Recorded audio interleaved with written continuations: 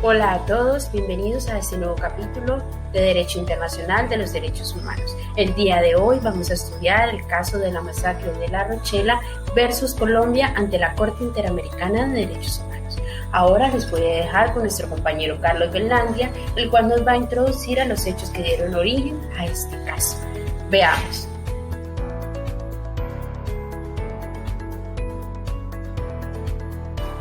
Gracias, Jessica, y hola, compañeros.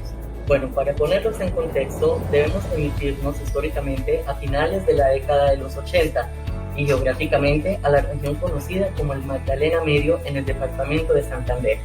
Específicamente en octubre de 1987, cuando se presentó la desaparición forzada de 19 comerciantes, así como 2 campesinos, y su posterior tortura, porque fueron quemados con ácido, y asesinato. Por lo acontecido, se designó una comisión judicial para investigar dichos múltiples homicidios y desapariciones, conformada por 15 personas, de los cuales 2 eran jueces de instrucción militar, 2 secretarios de juzgado de instrucción militar y 11 miembros pertenecientes al cuerpo técnico de la Policía Judicial. Siendo así que el día 18 de enero de 1989, la comisión se desplazaba en 2 vehículos y fueron abordados a la altura de la vereda La Rochela, municipio de Simacota, Santander, por un grupo de hombres fuertemente armados y vestidos de camuflado. Uno de ellos se les identificó como el comandante Ernesto del Frente 43 de las FARC y otro como el negro Vladimir, quienes se llevaron a los 2 jueces a una choza ubicada a un costado de la carretera luego de determinar quién dirigía la investigación. Minutos después, volvieron con los demás integrantes y les manifestaron que los trasladarían a un lugar seguro para que pudieran cumplir sus labores, ya que la zona no les garantizaba la seguridad. Los amarraron y los condujeron a la parte trasera de los vehículos, bajo engaños, ya que quienes anteriormente se les habían presentado pertenecían en realidad al grupo paramilitar conocido como los Macetos. Condujeron durante 3 kilómetros en dirección a Barranca Bermeja y se detuvieron en el lugar conocido como La Laguna. Los alzados en armas descendieron de los vehículos, los rodearon y comenzaron a disparar de manera indiscriminada contra la comisión. Posteriormente, los remataron con tiros de gracia.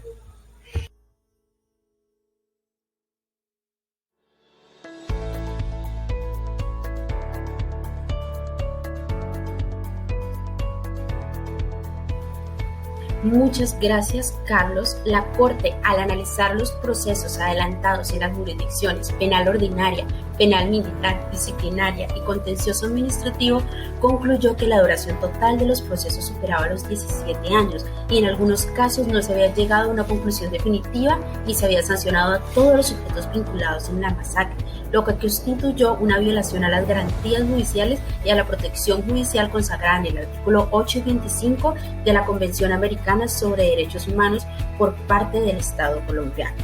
El proceso ante la Comisión inició con la petición 11-1995 presentada el 8 de octubre del 97.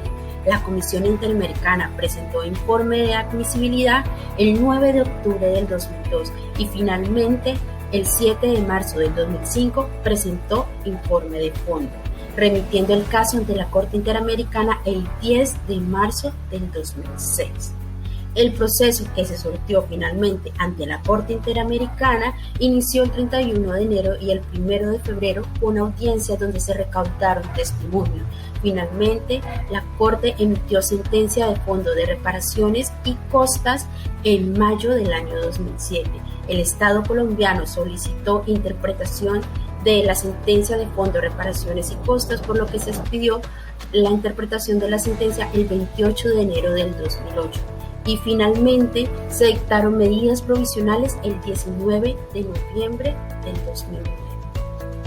¡Qué línea tan interesante! Ahora veamos cuál fue el análisis de fondo de la sentencia ante la Corte Interamericana de Derechos Humanos. Para ello invitamos a nuestro compañero Edgar Silva, quien nos va a hacer el relato. La Corte Interamericana de Derechos Humanos considera responsable al Estado colombiano por las siguientes razones. Primero, el Estado estableció un marco legal a través del cual se propició la creación de grupos de autodefensa que contaban con el apoyo de las autoridades estatales y que derivaron en paramilitares, autorizándoles el porte y tenencia de armas. Segundo, las fuerzas militares emplearon manuales internos para organizar en forma militar a la población civil, lo que significa un claro ejemplo de sustitución de las funciones de la fuerza pública, como operaciones, combates e inteligencia militar.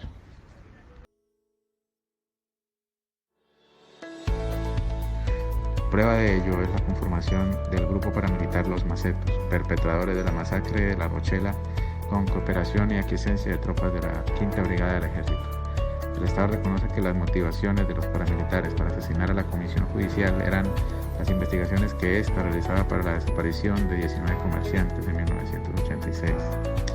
El ataque de los paramilitares fue dirigido contra funcionarios judiciales que se encontraban en desempeño de sus labores y tenían como objetivo afectar la investigación que aquellos estaban realizando sobre graves violaciones de derechos humanos en las que habrían participado paramilitares, narcotraficantes y altos mandos militares.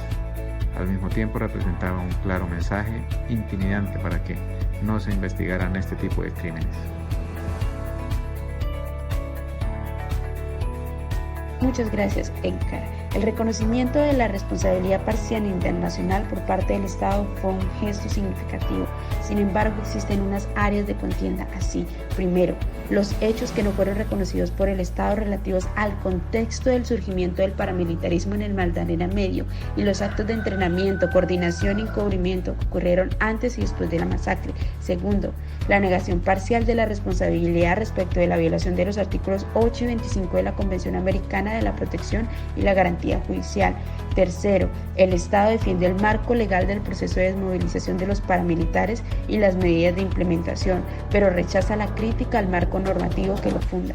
Y cuarto, las medidas de indemnización para algunas víctimas y medidas adicionales de reparación pecuniarias no incluidas en el acuerdo parcial.